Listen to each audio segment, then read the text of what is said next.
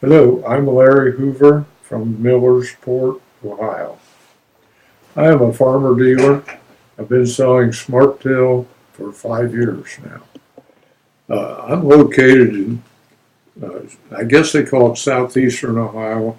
We're just due east of Columbus, Ohio, 30 miles, and we're about 15 miles from the edge of the Corn Belt. We have customers here in the Corn Belt using it in the fall. They'll set it pretty aggressive in the fall. In the spring, they'll run it perhaps a second time, or if they didn't get the fall work done, they'll set the gangs more straight, run it in the spring to dry things out. We use a smart till also on our own farm. The first time we used it, we purchased a barn full of hog manure from a neighbor, and our plan was for him to spray that on top, and we were going to chisel it in the next day. Well, we couldn't do that the next day. It was too smeary on top. It took 48 hours before it got dry enough that we could chisel. So we took the smart till out and started running in front of where he was applying the manure. And no, I couldn't believe it. In 2.5 hours, I could have been in there chiseling or doing anything.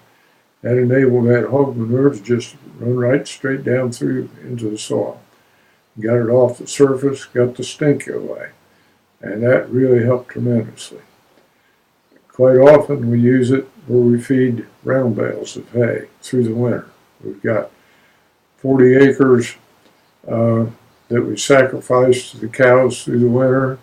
It's generally planted in corn or in soybeans. We aerial seed ride to it and allow the cows to have that through the winter.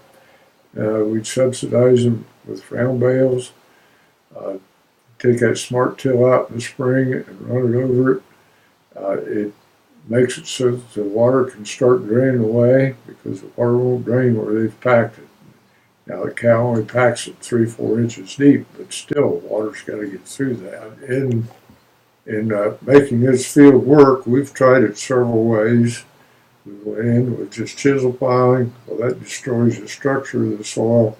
The next year when we haul round bales out, you go sink twice as deep as you did before. We tried inline ripping it and deep tilling it, and that was even worse. We couldn't get up with round bales. So we've kind of settled on the smart till. It doesn't destroy all the soil structure.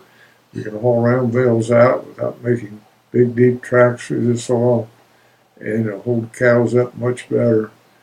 And the next year, in the spring, we run the smart till once, run a light tillage machine over the top of it to tend to smooth things up a little more and plant. That's all it's done to it.